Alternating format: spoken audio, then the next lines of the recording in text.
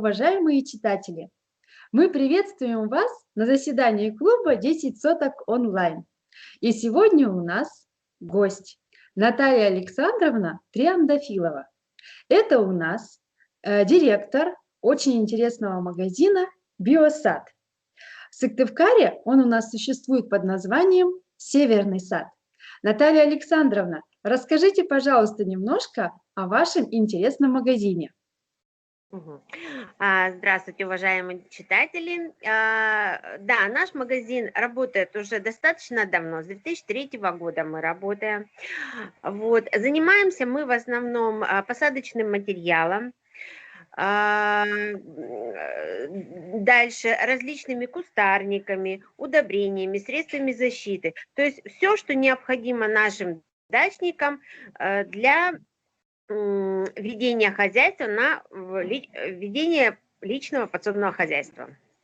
Где вы находитесь в Сыктывкаре? Мы находимся сейчас на улице Морозова, 21. Мы заходили на ваш сайт и посмотрели, что у вас можно через интернет тоже делать заказы. Расскажите, пожалуйста, немножко об этой системе. Значит, смотрите, наш интернет-магазин действительно работает уже давно.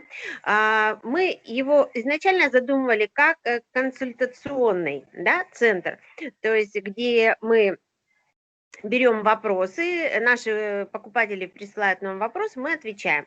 Со временем, конечно, у нас возникла идея создать интернет-магазин, то есть где покупатели могут свои товары заказать.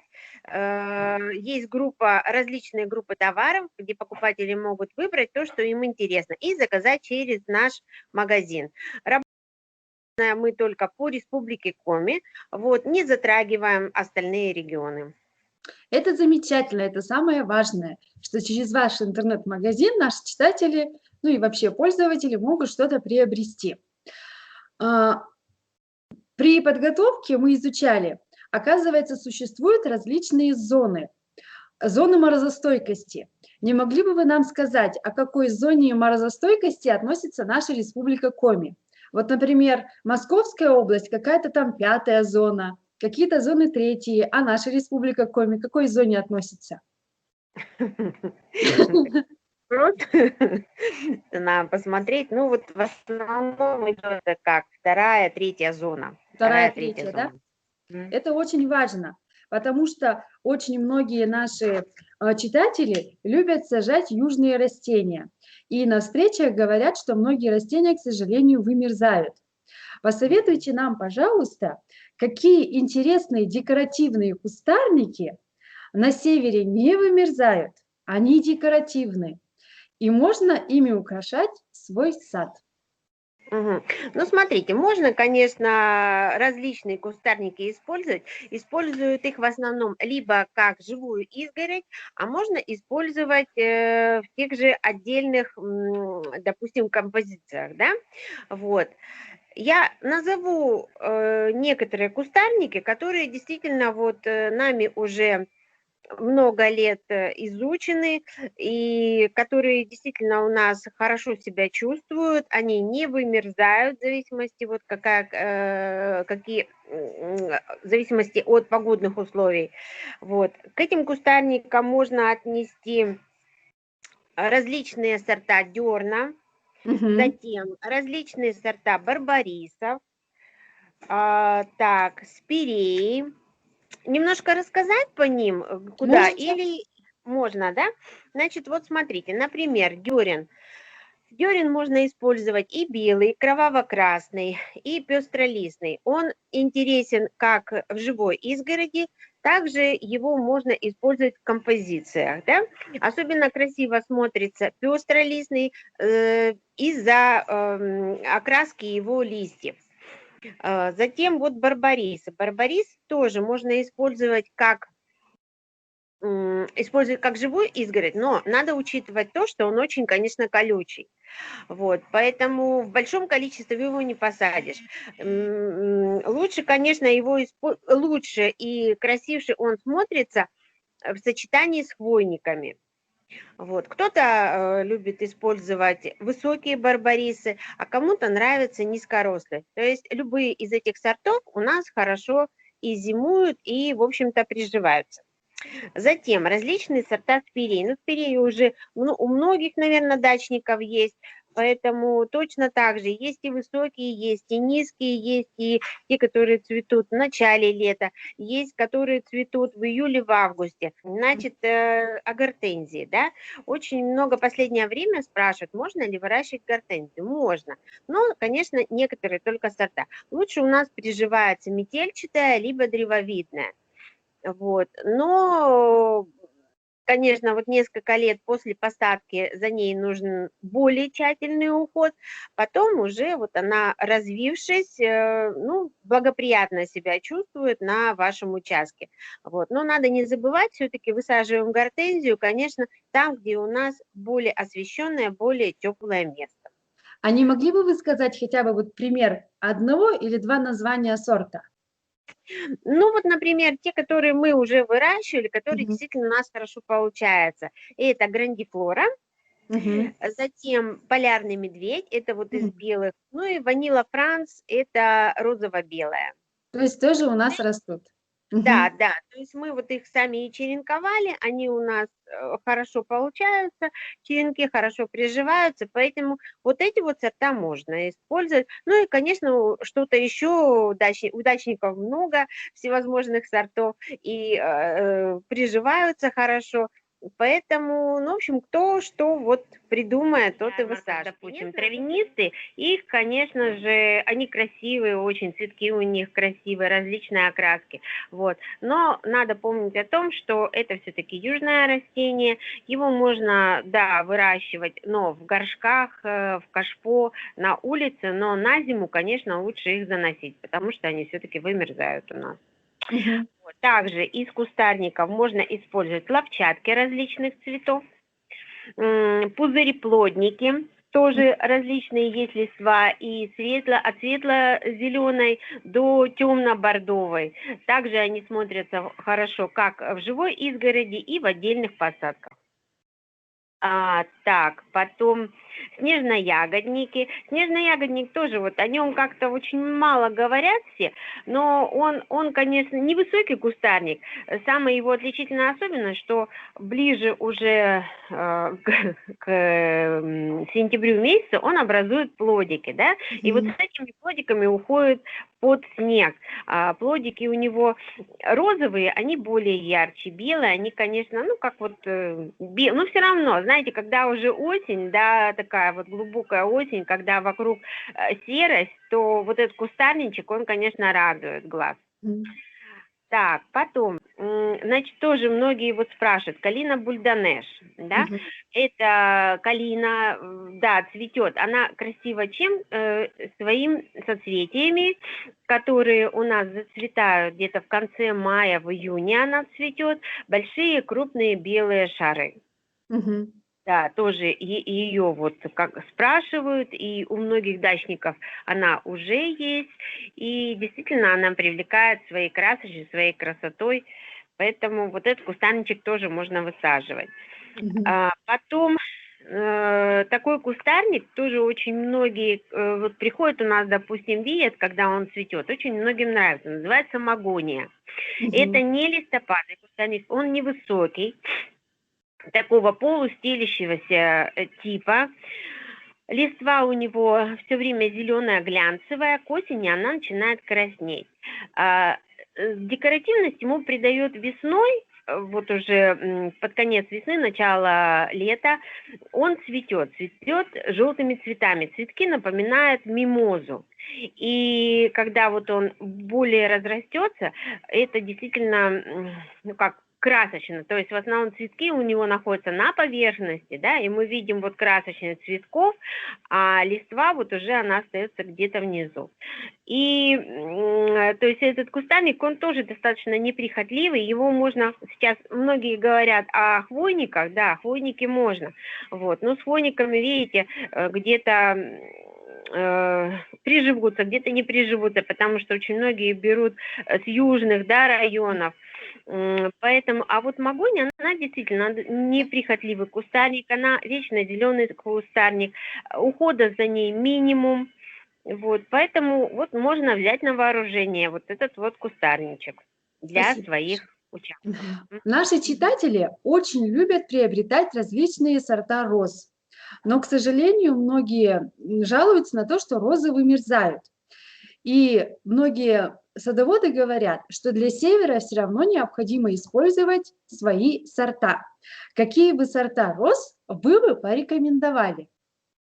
Ну вот смотрите, розами, конечно, мы занимаемся не очень давно, вот, и сорта берем определенные. Например, вот смотрите, чайно-гибридные, ну это я лишь о некоторых расскажу видах. Вот чайно-гибридные у нас действительно, они красивые, но они как-то вот свой цвет отдают года 2-3, а потом они перерождаются, то есть уходят в шиповник, действительно подмерзают или вот перерождаются в шиповник, поэтому чайно-гибридными мы ушли от них.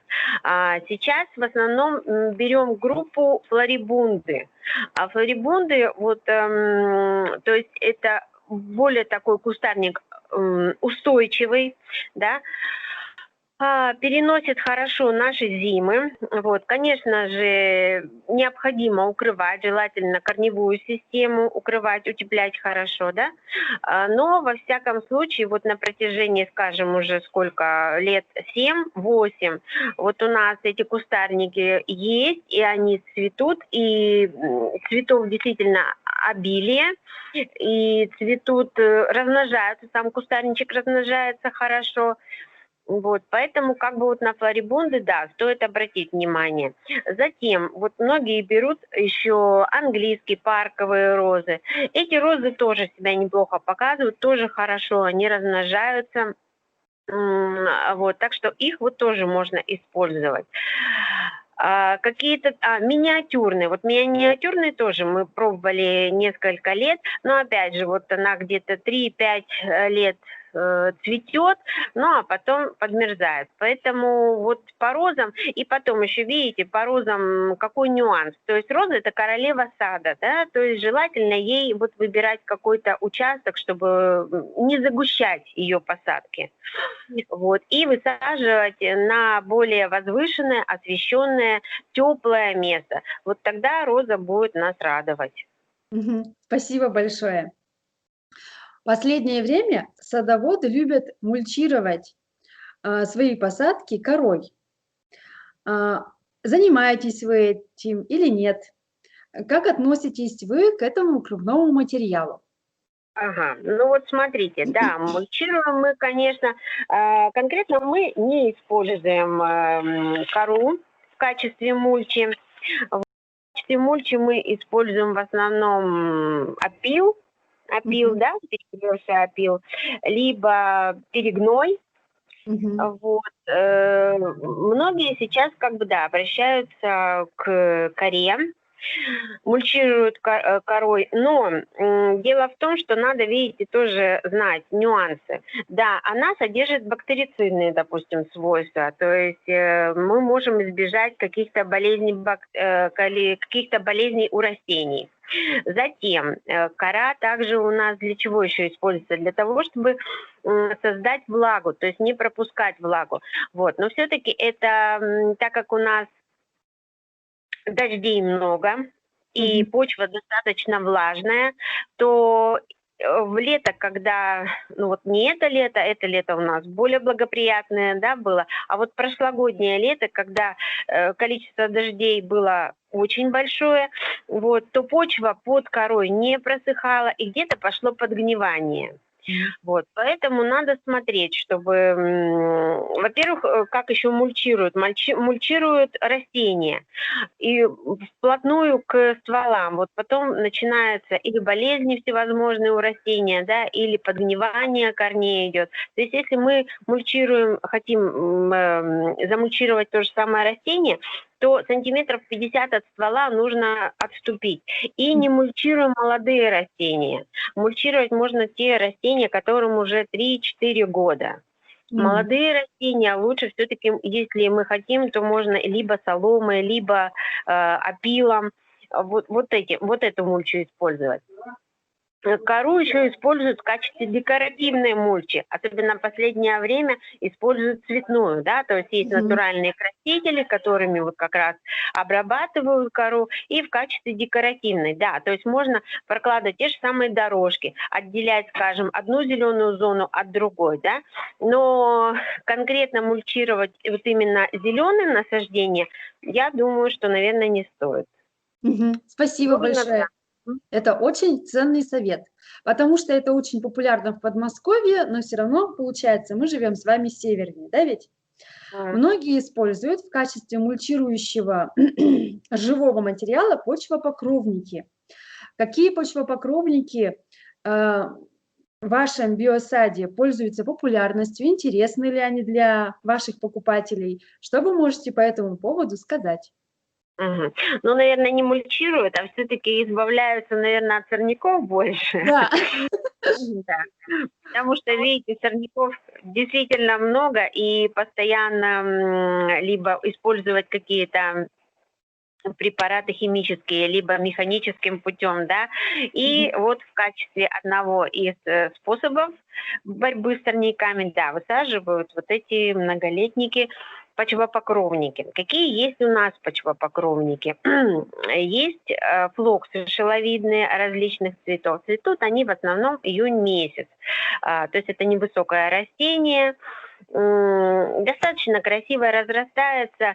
Не скажу, что оно забивает очень сильно сорняк, но небольшие полянки вот оно образует. Его можно высаживать как на горках, если вот есть альпийские горки, как по бордюру. Вот, смотрится он красиво, не вымерзает. То есть дополнительно подсыпать чего-то там на зиму не надо. Он и так хорошо зимует.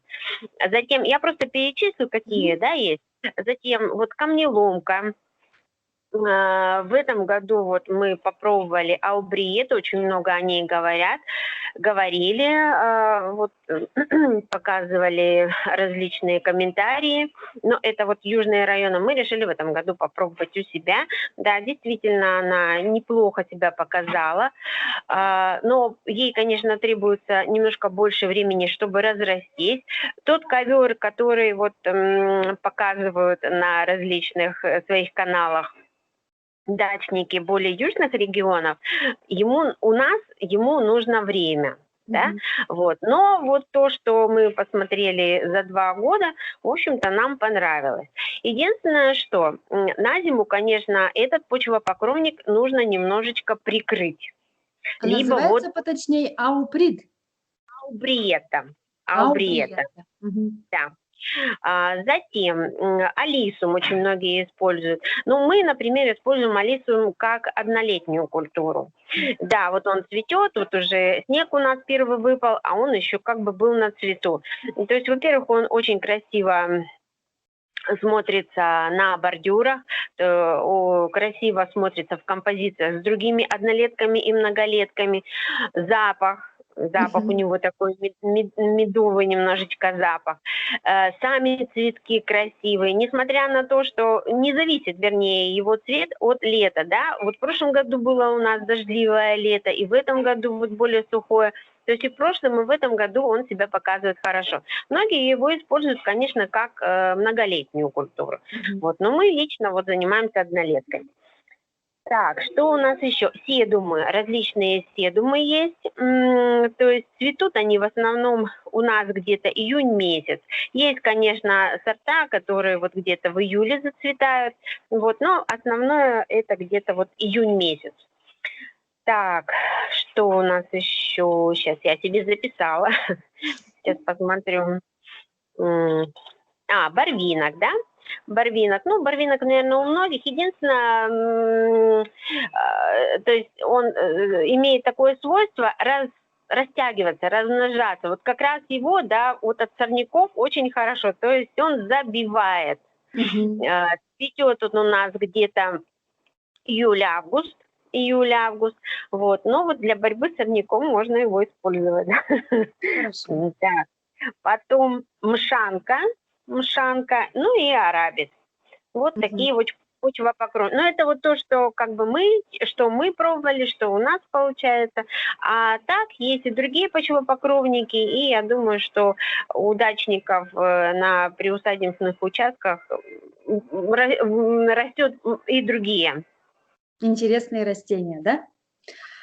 У вас очень много, на сайте мы посмотрели, различных удобрений. Вот какие фирмы вы нашим читателям порекомендовали? Биологические препараты и биологические удобрения. В последнее время многие переживают из-за того, что химические препараты отравляют почву, вредят микроорганизмам почвенным.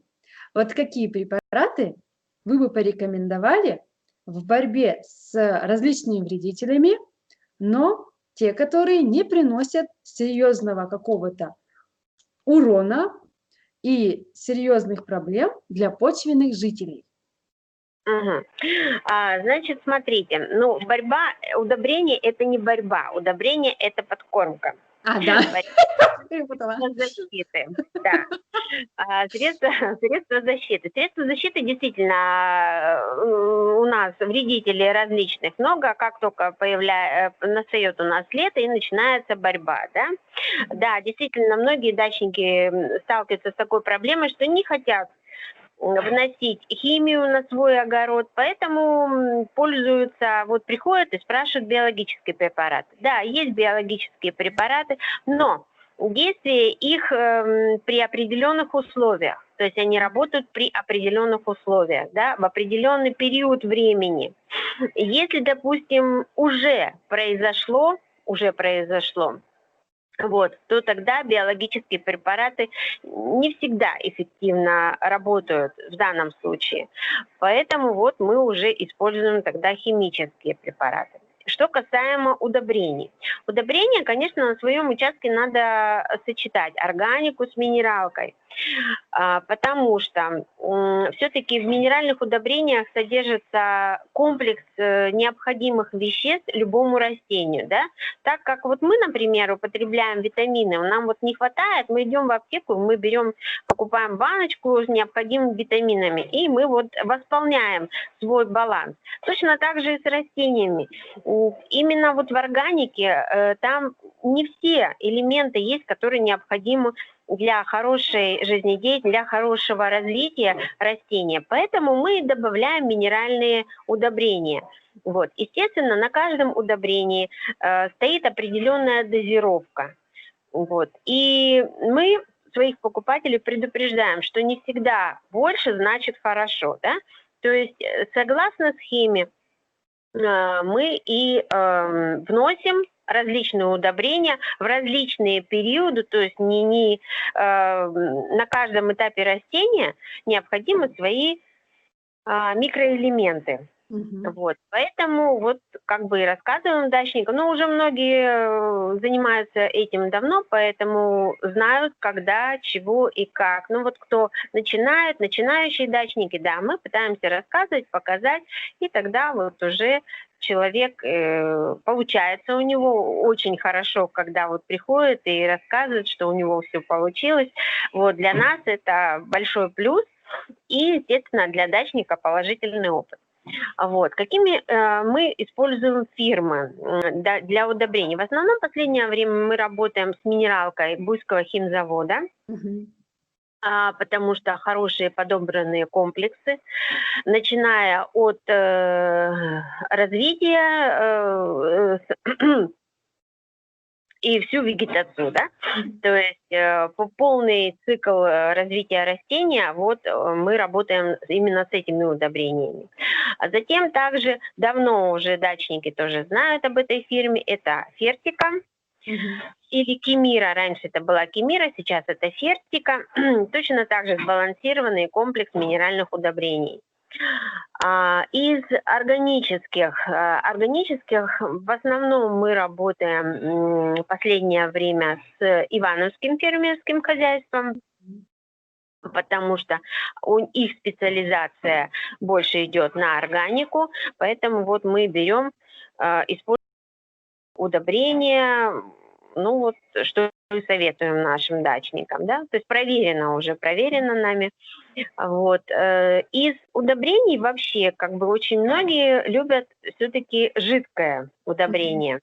Потому что, ну как, хорошо подобранная дозировка, то есть не надо Легче. уже рассчитывать. Иногда, да, говорят, что вот сыпучие удобрения, то есть где нам брать, какую мерную ложечку и где рассчитывать эту норму. Вот. Сейчас вот в последнее время в тех же самых буйских удобрениях, они прилагают именно мерную ложечку. То есть уже заморачиваться не надо, где, чего, сколько надо грамм положить.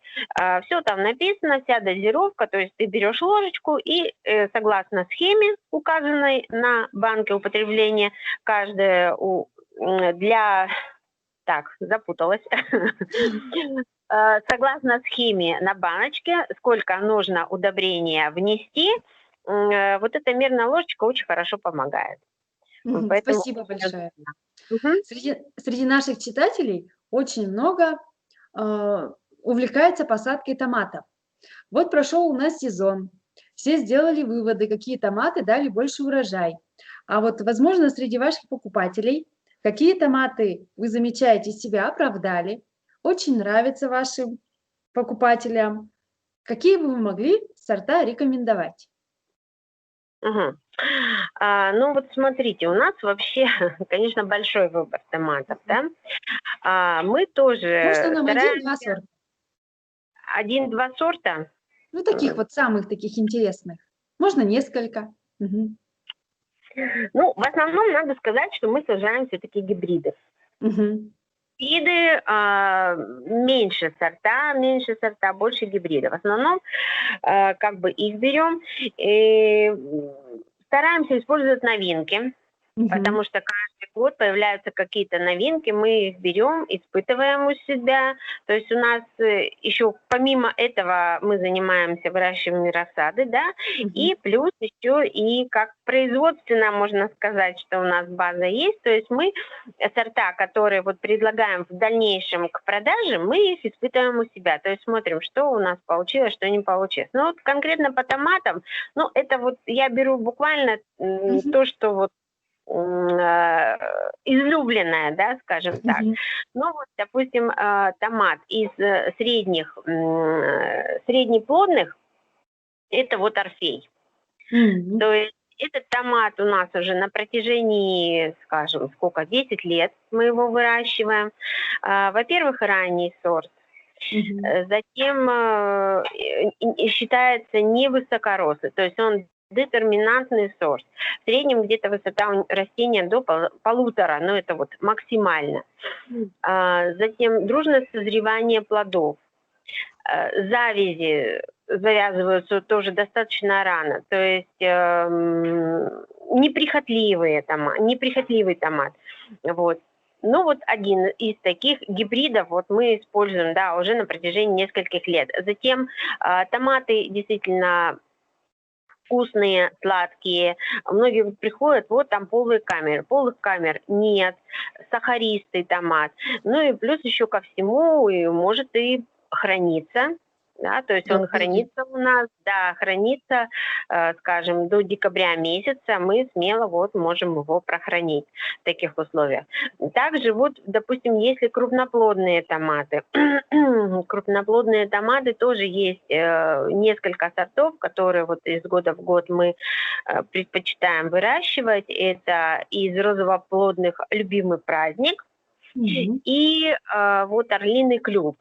Мгм. Орлиный клюв, он напоминает форму сердца, тоже неплохо себя показывают, вот уже сколько лет мы их выращиваем. Но это вот чисто сахаристые, да, такие помидоры, которые вызревают в теплице, вызревают на корню, мы их снимаем не зелеными, не дозревают они у нас где-то, они вырастают непосредственно вот на растении. А так вообще у нас очень много, ну вот я могу Да. показать, да, вот Мгм. семян, в общем, множество сортов, вот, и уже когда приходит покупатель, то есть мы можем под его предпочтением подобрать. тот или иной сорт или, допустим, гибрид, томата, ну или какой-то другой овощной культуры, что ему предпочтительнее, вот мы можем предложить. Спасибо большое. Ну и последний у нас вопрос. Конечно же, все на своих участках сажают картофель. Занимаетесь ли вы картофелем? И если да, то какие сорта любят ваши покупатели? Мгм. Ну вот смотрите, да, картофелем мы занимаемся, мы предлагаем к продаже сортовой семенной материал. Ну вот если сравнивать по последним годам, да, вот то, что как бы у нас идет, и идет неплохо, и у дачников получается, собирают они хорошие урожаи. Это сорта такие, как «Удача», «Минушка», «Аврора», «Снегирь». Но это вот уже достаточно давно эти сорта Мгм. у нас, и урожаи неплохие. Вот последнее время наша сортовая станция, опытное хозяйство, они тоже вот выводят новые сорта, и вот по этим сортам, конечно, это с ними нужно, у них уточнить, у них ведутся опыты, то есть они изучают эти сорта. Вот. А мы уже все-таки работаем с теми сортами, которые уже изучены, которые рекомендованы для нашего региона и которые действительно дают хороший урожай и вкусный, самое главное, вкусный картофель, потому что иногда можно получить картофель, его много, но он будет менее вкусный, да, хранится хорошо, вроде как бы выровненный картофель, но вот по вкусовым качествам он уступает. Вот мы все-таки стараемся брать именно те сорта вкусовым, то есть приоритет отдаем вкусовым качествам. Мгм. Вот. Ну и, Мгм. конечно же, устойчивость к болезням. Мгм. Спасибо большое, Наталья Александровна, за ваш очень интересный подробный рассказ о растениях, которые живут на нашем севере. Огромная вам благодарность. Надеемся, что эта встреча наша с вами не последняя. И с удовольствием бы послушали от вас рекомендации по выращиванию и других культур.